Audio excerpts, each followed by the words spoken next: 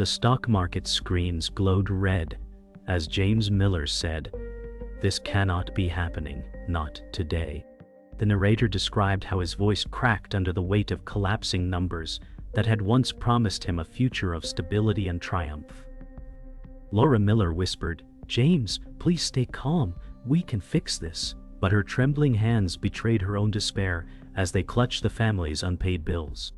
Their sidekick and business partner Daniel Harris tried to mask fear, saying, "We must act quickly or everything we built will vanish into dust." The television anchors screamed about a global crash, and James' heart sank deeper with every passing word. The phone rang endlessly, creditors demanding answers, while silence filled the room between calls, heavier than thunder.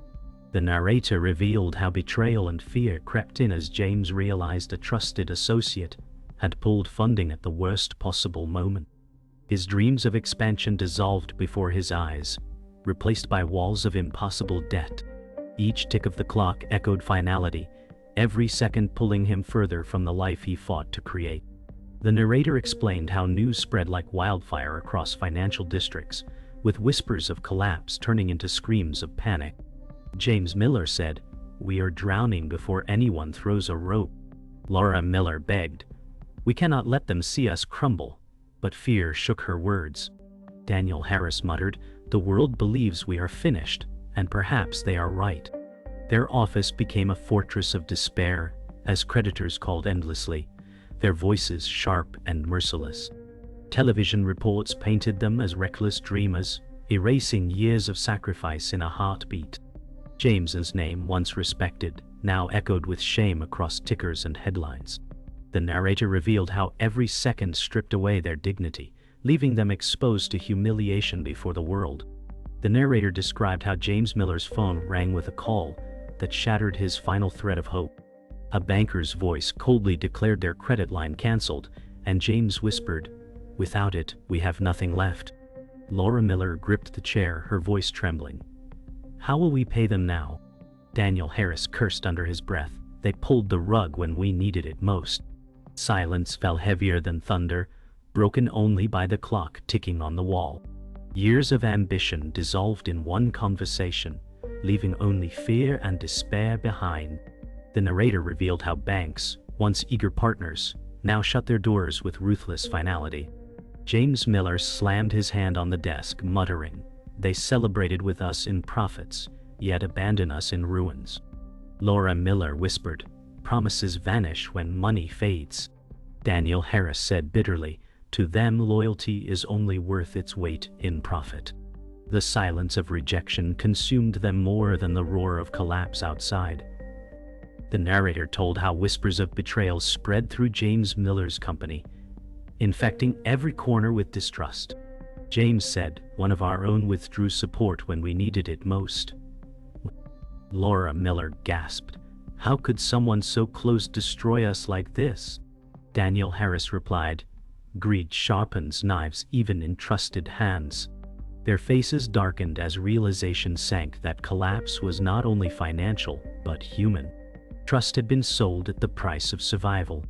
The narrator explained how James Miller sat in the quiet of his dimly lit study, staring at the rows of books that once symbolized knowledge, but now mocked him with silent judgment. James Miller muttered, "I gave everything for this dream, and now it bleeds me dry." Laura Miller placed her hand gently on his shoulder, whispering, "We still have each other, and that is worth more than numbers." Daniel Harris entered hesitantly, his tone heavy. "The world believes we are broken, but perhaps the world never understood the cost we carried." Their silence carried the weight of countless sacrifices, memories of sleepless nights, and ambition turned sour. The narrator revealed how the walls of the home, once filled with laughter, now absorbed sorrow like sponges, leaving shadows in every corner. James Miller realized his crisis was no longer financial alone, but an emotional reckoning that demanded a price beyond money.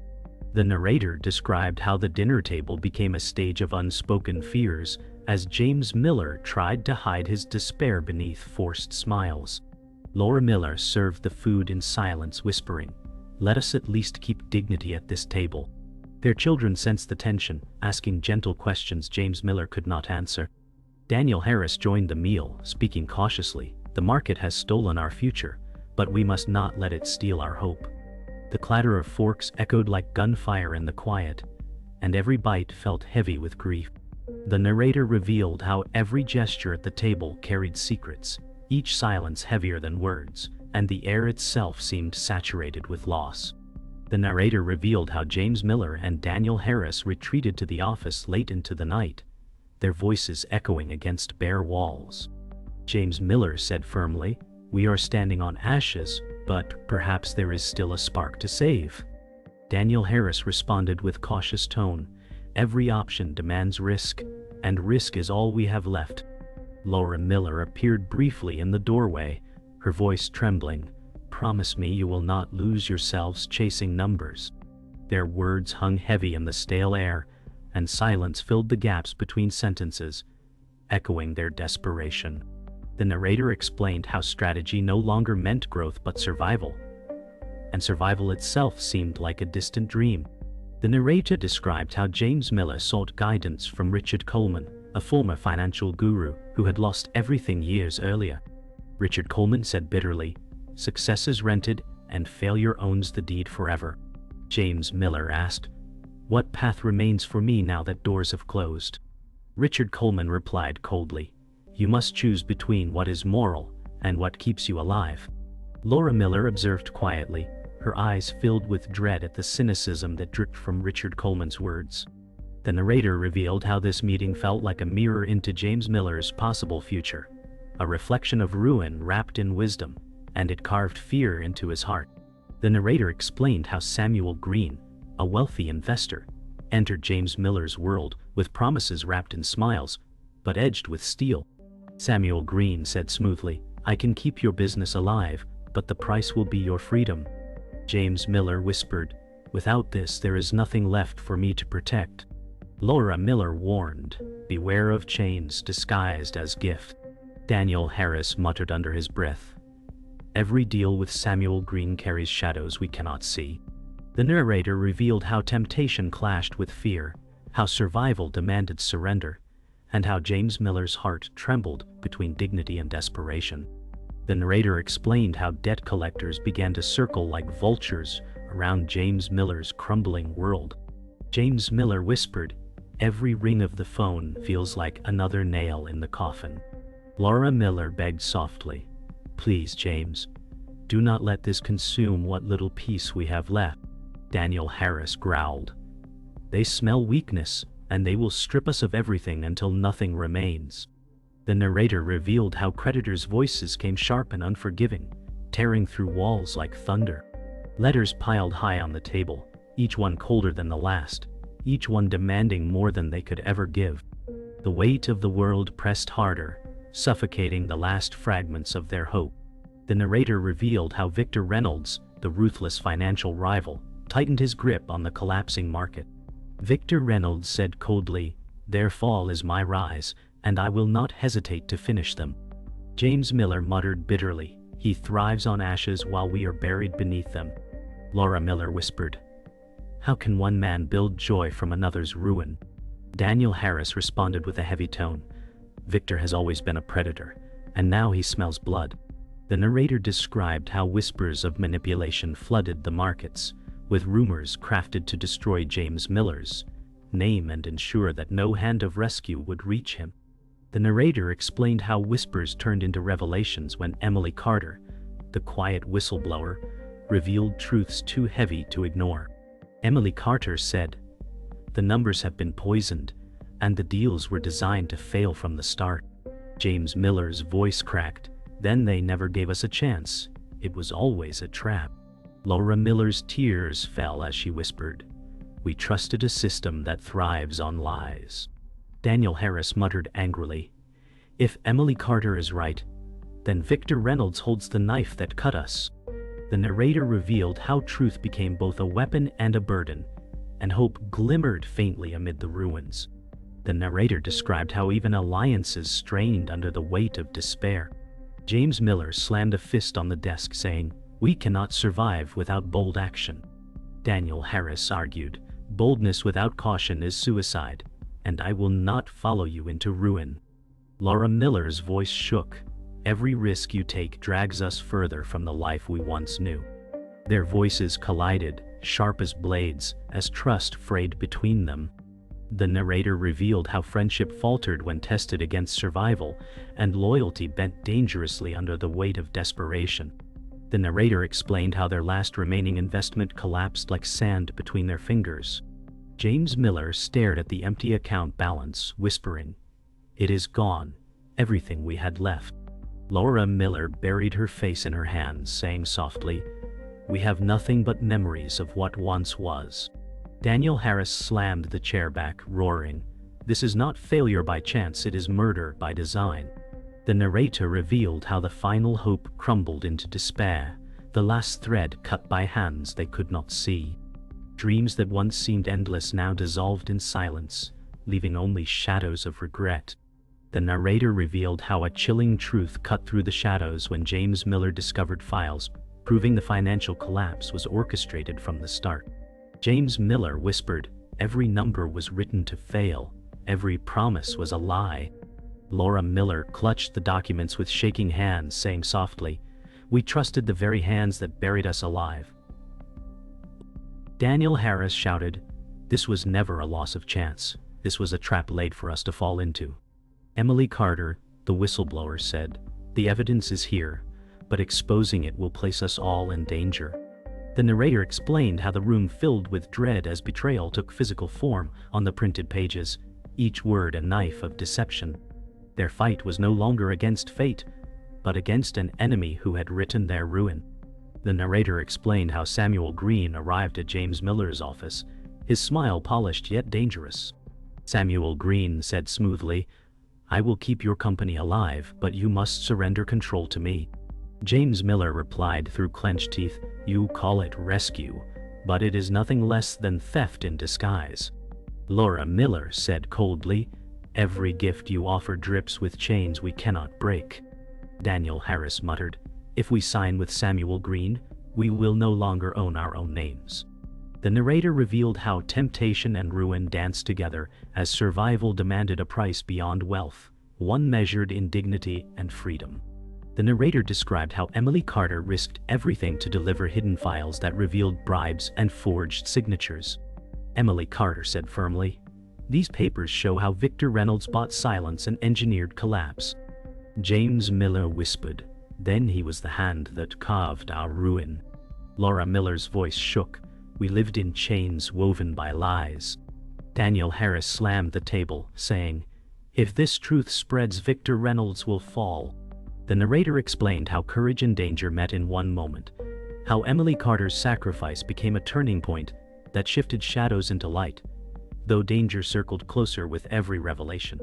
The narrator revealed how Richard Coleman, the fallen mentor, returned with warnings carved from his own scars. Richard Coleman said bitterly, "I too once believed I could bend the system, and it destroyed me." James Miller asked, "Then what path remains for me to walk?"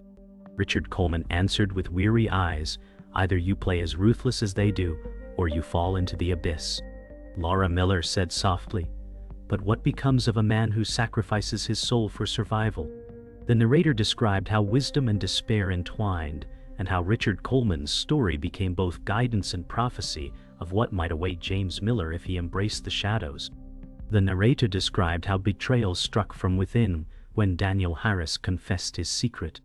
Daniel Harris whispered, "I signed with Victor Reynolds behind your back, thinking I could protect us." James Miller's face went pale as he said, "You were the one I trusted most, and you sold our survival to our enemy." Laura Miller's tears fell as she gasped, "Your choice destroyed us more than Victor ever could." Daniel Harris shouted, "I did it to save us, not to kill us." The narrator explained how the room shattered with anguish, how trust collapsed more painfully than money, and how betrayal cut deeper than any financial loss. The narrator described how James Miller stood at the edge of his office window, gazing at the stormlit skyline, knowing his next move could either save or destroy him forever. James Miller muttered, "One gamble remains, the kind that ends either with fire or freedom." Laura Miller begged with tears in her eyes, "Do not throw yourself into another pit while we are already drowning." Daniel Harris clenched his fists, shouting, "Without risk, we are already buried alive, and survival demands blood." Emily Carter said gravely, "If you gamble now, you gamble not only with money but with truth itself." The narrator revealed how silence followed, thicker than the storm outside, and every glance between them echoed the weight of a decision that would define their fate. The narrator explained how Victor Reynolds tightened his control, his laughter echoing across the financial markets like thunder. Victor Reynolds said smugly, "Their ruin is my empire, and I will grind them into dust." James Miller slammed his hand on the desk, whispering, "Every victory he claims comes from our blood." Laura Miller spoke with trembling fury, "He thrives because the world allows monsters to dance on the graves of the desperate." Daniel Harris spat, "Victor Reynolds has made the game his weapon, and we are his prey." The narrator revealed how anger flared into determination as James Miller realized that confronting Victor Reynolds was no longer about money, but about reclaiming dignity stolen from them all. The narrator revealed how confrontation erupted when James Miller finally called Victor Reynolds directly, their voices clashing like weapons. James Miller said fiercely, "You destroyed not just numbers, but lives built on trust." Victor Reynolds replied with venom, "Weak men blame others when they cannot master the game." Laura Miller whispered into the silence, "This fight is not about wealth. It is about who we are when everything is gone." Daniel Harris growled, "Victor Reynolds, your empire is soaked in betrayal, and one day truth will bury you." The narrator explained how the call ended with silence sharp as a blade, leaving them trembling but unwilling to surrender. The narrator described how James Miller placed everything on one final strategy, a desperate deal whispered about as their last chance. James Miller said with fire in his voice, "We place all that remains on this one move, and we either rise or burn." Laura Miller begged, "Do not gamble with the last of our lives, James, for I fear the cost will be us." Daniel Harris shouted, "This is survival, Laura, and survival bows to no rules." Emily Carter warned, "If you step into this gamble, the truth I hold will either shield you or destroy you." The narrator revealed how the air grew heavy as decisions became daggers, each one sharp enough to wound forever. The narrator revealed how loyalty itself fractured under the unbearable pressure of desperation. James Miller looked into Daniel Harris's eyes, saying, "If you cannot stand with me now, then you were never beside me at all." Daniel Harris roared back, "I have bled for this fight, but I will not march into ruin blindly." Laura Miller cried out, "Stop tearing apart what little we have left, because this family cannot survive betrayal again." Emily Carter whispered firmly, "You must choose unity or fall apart, for division will feed Victor Reynolds more than any market ever could." The narrator explained how their voices tore through the night like thunder, and in the silence after, the question remained unanswered. Were they bound together or forever broken? The narrator explained how James Miller collapsed into his chair, his eyes hollow as if the world had already claimed victory over him. James Miller whispered, "Everything I built is ash, and I no longer recognize the man staring back at me." Laura Miller knelt beside him, saying softly, "We can survive without wealth, but not without you." Daniel Harris stood silently, guilt carving lines into his face, muttering, "I never thought the choices I made would cut us this deep." Emily Carter said gravely, "The truth is out there, but truth alone will not heal what is already broken."